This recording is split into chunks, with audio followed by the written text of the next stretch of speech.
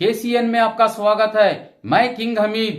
ಮತ್ತು social democratic party of India Mysuru ಜಿಲ್ಲಾ ಸಮಿತಿಯ ವತಿಯಿಂದ ಮೈಸೂರು ನಗರದ ಧಾರ್ಮಿಕ ಉಲಮಾಗಳು ಧಾರ್ಮಿಕ ಗುರುಗಳ ಒಂದು ಸಭೆಯನ್ನ ಕರೆಯಲಾಗಿದೆ. ಈ ಸಭೆಯ ಉದ್ದೇಶ ಏನು ಅಂತ ಹೇಳಿದ್ರೆ, ಕೇಂದ್ರ ಒಕ್ಕೂಟ ಸರ್ಕಾರ ತರಲಿಕ್ಕೆ ಹೊರಟಿರುವಂತಹ ವಕ್ಫ್ ತಿದ್ದುಪಡಿ ಮಸೂದೆ, ಈ ಮಸೂದೆಯನ್ನ ಖಂಡಿಸುವುದು ಮತ್ತು ಇನ್ನು ಮುಂದಿನ ದಿನಗಳಲ್ಲಿ ಈ ವಕ್ಫ್ ಬಿಲ್ ಜಾರಿಗೆ ಬರದಂತೆ ತಡೆಯುವ ವಿವಿಧ ಕಾರ್ಯಕ್ರಮಗಳನ್ನು ಹಮ್ಮಿಕೊಳ್ಳುವಂತ ಒಂದು ರೂಪರೇಷೆಗಳನ್ನ ಮಾಡಲಿಕ್ಕೆ ಇವತ್ತು ಈ ಸಭೆಯನ್ನು ಕರೆಯಲಾಗಿದೆ. ನಮ್ಮ ನಗರದ ಉಲಮಾಗಳನ್ನ ಸೇರಿಸಿಕೊಂಡು ಇದನ್ನ ಚರ್ಚೆ ನಡೆಸಲಾಗಿದೆ. ಯಾಕೆಂದ್ರೆ ಈ ವಕ್ಫ್ ಮಸೂದೆ ಬಿಲ್ ಅನ್ನುವಂಥದ್ದು 20 ಕೋಟಿ ಮುಸಲ್ಮಾನರ ವಿರುದ್ಧವಾಗುತ್ತದೆ.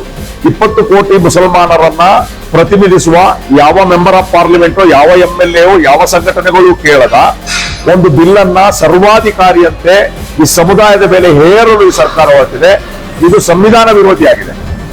ಇದು ಸಮುದಾಯದ ವಿರುದ್ಧವಾಗಿದೆ ಮತ್ತು ಸಂವಿಧಾನ ವಿರೋಧಿಯಾಗಿದೆ. ಅದನ್ನ ಯಾವ ಬೆಲೆ ತಟ್ಟಾದ್ರೂ ನಾವು ಈ ತಿದ್ದುಪಡಿ ಮಸೂದೆಯನ್ನ ತಡಿಬೇಕು. ಇದಕ್ಕಾಗಿ ಸಂವಿಧಾನಾತ್ಮಕವಾಗಿ ಮತ್ತು ರಾಜಕೀಯವಾಗಿ ನಾವು ಹೋರಾಟವನ್ನು ಎದುರಿಸಬೇಕು ಅನ್ನುವಂಥ ಒಂದು ತೀರ್ಮಾನವನ್ನ ಇಡೀ ರಾಷ್ಟ್ರಾದ್ಯಂತ ಕೈಗೊಳ್ಳಲಾಗಿದೆ. All India Muslim personal law board ಮೊನ್ನೆ ಡೆಲ್ಲಿಯಲ್ಲಿ ಬಹುದೊಡ್ಡ ಪ್ರತಿಭಟನೆಯನ್ನು ನಡೆಸಿದೆ. ನಾನು ಈ ಸಂದರ್ಭದಲ್ಲಿ ಕರ್ನಾಟಕ ರಾಜ್ಯ ಸರ್ಕಾರಕ್ಕೆ ಒಂದು ಸ್ವಾಗತವನ್ನು ಹೇಳ್ತೇನೆ, ಅಭಿನಂದನೆಗಳನ್ನು ಸಲ್ಲಿಸ್ತೇನೆ. ಯಾಕಂದ್ರೆ ನಿನ್ನೆ ಕರ್ನಾಟಕದ ವಿಧಾನಸಭೆಯಲ್ಲಿ ಕಾಂಗ್ರೆಸ್ ನೇತೃತ್ವದ ಒಂದು ಸರ್ಕಾರ ವಿಧಾನಸಭೆಯಲ್ಲಿ ಈ ಮಸೂದೆಯನ್ನು ಹಿಂಪಡಿಬೇಕು ಅಂತ ಹೇಳಿ ಒಂದು ರೆಸೊಲ್ಯೂಷನ್ ಅನ್ನ, ಒಂದು ನಿರ್ಣಯವನ್ನ ಕೈಗೊಂಡಿದೆ. ಅದಕ್ಕೆ ಕಾಂಗ್ರೆಸ್ ಸರ್ಕಾರವನ್ನ, ಮಾನ್ಯ ಮುಖ್ಯಮಂತ್ರಿ ಸಿದ್ದರಾಮಯ್ಯ ಅವರನ್ನ, ಉಪಮುಖ್ಯಮಂತ್ರಿ DK ಶಿವಕುಮಾರ್ ಮತ್ತು ಎಲ್ಲ ಸರ್ಕಾರ ಅವ್ರನ್ನ ಶ್ಲಾಘಿಸ್ತೇನೆ ಮತ್ತು ಅವರಿಗೆ ಅಭಿನಂದನೆಗಳನ್ನು ಸಲ್ಲಿಸ್ತೇನೆ. ಒಂದು ದಿಟ್ಟ ನಿರ್ಧಾರವನ್ನ, ಬಿಜೆಪಿ ಮತ್ತು RSS ನ ಅಜೆಂಡಾದ ವಿರುದ್ಧ ಒಂದು ದಿಟ್ಟ ನಿರ್ಧಾರವನ್ನ ನೀವು ಕೈಗೊಂಡಿದ್ದೀರಿ. ಅದೇ ರೀತಿ ಇಡೀ ಕರ್ನಾಟಕದ ಜನತೆಗೆ ನಾನು ಕರೆ ಕೊಡ್ತೀನಿ.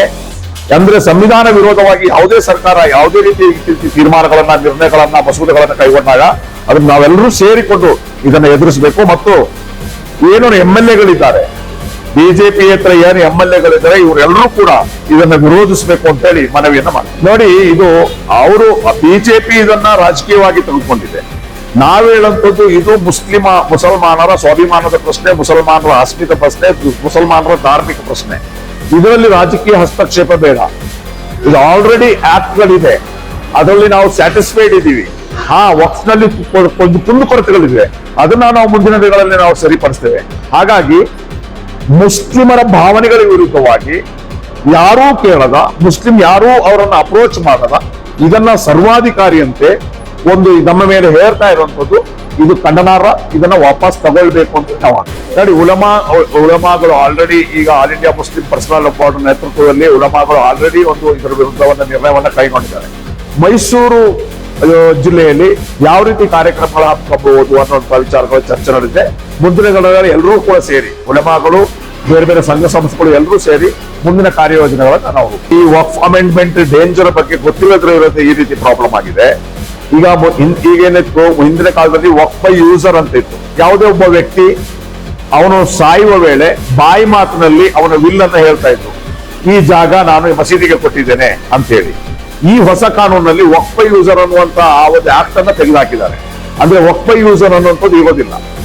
ಪ್ರತಿಯೊಂದು ಕೂಡ ದಾಖಲಾತಿಗಳೇ ಬೇಕು ಅಂತ ಹೇಳಿದ್ರೆ ಆಗೋದಿಲ್ಲ. ಯಾಕಂದ್ರೆ ತಲತಲಾಂತರದಿಂದ ಇದು ಬಂದದ್ದು.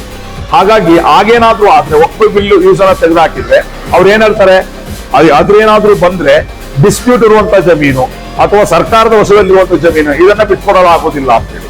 ಇದೆಲ್ಲವೂ ಕೂಡ ಮತ್ತೆ ವಕ್ಫ್ ಬೋರ್ಡ್ಗೆ ಮುಸ್ಲಿಮರಲ್ಲದ ವ್ಯಕ್ತಿಗಳನ್ನ ನೇಮಿಸೋದು. ವಕ್ಫ್ ಆಫೀಸರ್ ಈ ಹಿಂದೆ ಏನಿತ್ತು, ಚೀಫ್ ಎಕ್ಸಿಕ್ಯೂಟಿವ್ ಆಫೀಸರ್, ವಕ್ಫ್ ಆಫೀಸರ್ ಮುಸಲ್ಮಾನರು ಆಗ್ಬೇಕು ಅನ್ನೋಂತಿತ್ತು. ಈಗ ಬೇರೆ ಯಾವುದೇ ಸಮುದಾಯದವರು ಆಗ್ಬೋದು ಅನ್ನೋಂಥದ್ದು. ಅದೇ ರೀತಿ ಸರ್ವೆ ಕಮಿಷನ್ ಅನ್ನು ತೆಗೆದು ಈಗ DC-ಗೆ ಪವರ್ ಅನ್ನು ಕೊಟ್ಟಿದ್ದಾರೆ.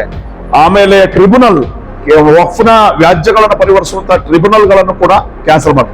ಅಂದ್ರೆ ಒಟ್ಟಿನಲ್ಲಿ ವಕ್ಫ್ ಜಮೀನನ್ನ ಕಬಳಿಸುವಂತಹ, ವಕ್ಫ್ ಜಮೀನನ್ನ ಇಲ್ಲದಾಗಿ ಮಾಡುವಂತ ಒಂದು ಷಡ್ಯಂತ್ರ ಆಗಿದೆ. ಈ ಷಡ್ಯಂತ್ರದ ಬಗ್ಗೆ ಜನರು ಅರಿಬೇಕಾಗ್ತದೆ ಮತ್ತು ಎಚ್ಚೆತ್ತುಕೊಳ್ಬೇಕಾಗ್ತದೆ. ಇಲ್ಲಾಂದ್ರೆ ಮುಂದಿನ ದಿನಗಳಲ್ಲಿ ಒಂದು ತೀವ್ರ ರೀತಿಯ ತೊಂದರೆ ಇದರಿಂದ ಅನುಭವಕ್ಕೆ ಬರ್ಬೋದು. Social democratic party of India ಒಂದು ಬದ್ಧತೆ ಇರುವಂತಹ ಒಂದು ರಾಜಕೀಯ ಪಕ್ಷ. ಅಂದ್ರೆ ಈ ದೇಶದಲ್ಲಿ ಏನೆಲ್ಲ ಆಗ್ತಾ ಇದೆ, ರಾಜಕೀಯವಾಗಿ ಏನಾಗ್ತಾ ಇದೆ, ಜನವಿರೋಧಿಯಾಗಿ ಏನಾಗ್ತಾ ಇದೆ, ಇದನ್ನೆಲ್ಲ ಅಬ್ಸರ್ವ್ ಮಾಡಿಕೊಂಡು ಜನರಿಗೆ ಎಚ್ಚರಿಕೆ ಕೊಡಿಸುವಂತ, ಜನರನ್ನು ಜನಾಂದೋಲನ ರೂಪಿಸುವಂತ ಕೆಲಸವನ್ನ ಮಾಡ್ತಾ ಇದ್ದೀವಿ. ಈ ಬಿಲ್ ವಾಪಸ್ ಪಡೆಯೋರಿಗೆ ನಮ್ಮ ಹೋರಾಟ ಮುಂದುವರಿಯುತ್ತದೆ. ಈ ಹೋರಾಟವನ್ನು ನಾವು ಕಾನೂನಾತ್ಮಕವಾಗಿ ಕೂಡ ಇದೇನಾದ್ರೂ ಆಕ್ಟ್ ಆಗಿ ಪರಿವರ್ತನೆ ಆದ್ರೆ, ಅಂದ್ರೆ ಲೋಕಸಭೆ ಮತ್ತು ರಾಜ್ಯಸಭೆ ಎರಡರೂ ಪಾಸ್ ಆಗಿ ರಾಷ್ಟ್ರಪತಿಗಳು ಸೈನ್ ಹಾಕಿ ಇದೇನಾದ್ರೂ ಆಕ್ಟ್ ಆದ್ರೆ ಇದನ್ನ ಕೂಡ ನಾವು ಸುಪ್ರೀಂ ಕೋರ್ಟ್ ನಲ್ಲಿ ಚಾಲೆಂಜ್ ಮಾಡ್ತೀವಿ. ಆದ್ರೆ ಅದಕ್ಕಿಂತ ಮುಂಚೆನೆ ನಾವು ರಸ್ತೆ ಸಂಸತ್ತು, ಬೀದಿ ಸಂಸತ್ತು ನಡೆಸುವುದರ ಮೂಲಕ ಈ ಬಿಲ್ ಅನ್ನ ಮಂಡನೆ ಮಾಡಬಾರದು ಅನ್ನುವಂತ ಅಂತ ಹಿಂಪಡಿಬೇಕು ಅಂತ ಆಗ್ರಹವನ್ನು ಕೂಡ ನಾವು ಮಾಡ್ತೀವಿ. 100% ನೋಡಿ, ಸಂವಿಧಾನಾತ್ಮಕವಾಗಿ ಕಾನೂನಾತ್ಮಕವಾಗಿ ಯಾರು ಕಾನೂನನ್ನ ಕೈಗೆ ಶಾಂತಿಯುತವಾಗಿ ಪ್ರತಿಭಟನೆ ಮಾಡುವ ಹಕ್ಕು ನಮಗಿದೆ. ಈಗಾಗಲೇ ಕರ್ನಾಟಕ ಸರ್ಕಾರವೇ ಇದರ ವಿರುದ್ಧ, ಕರ್ನಾಟಕ ರಾಜ್ಯ ಸರ್ಕಾರವೇ ಇದರ ವಿರುದ್ಧ ನಿರ್ಣಯ ಮಾಡಿದಾಗ ನಮಗೂ ಕೂಡ ಶಾಂತಿಯುತವಾಗಿ ಪ್ರತಿಭಟನೆ ಮಾಡುವ ಹಕ್ಕಿದೆ. ಶಾಂತಿಯುತವಾಗಿ ಸಂವಿಧಾನಾತ್ಮಕವಾಗಿ ಪ್ರತಿಯೊಂದು ಸಂಘ ಸಂಸ್ಥೆಗಳು, ಅದು SDP ಬ್ಯಾನರೇ ಆಗ್ಬೇಕು ಅಂತಿಲ್ಲ, ಯಾವುದೇ ಬ್ಯಾನರ್ ನಲ್ಲಿ ಯಾರು ಬೇಕಾದ್ರೂ ಬಟ್ ಶಾಂತಿಯುತವಾಗಿ ಮಾಡಿ, ಪ್ಲಾನ್ ಅಲ್ಲಿ ಮಾಡಿ, ಯಾವುದೇ ರೀತಿಯ ಕಾನೂನಿಗೆ ತೊಂದರೆ ಮಾಡದಂತೆ ನೀವು ಮಾಡಬೇಕಾದಂತ ಜವಾಬ್ದಾರಿ.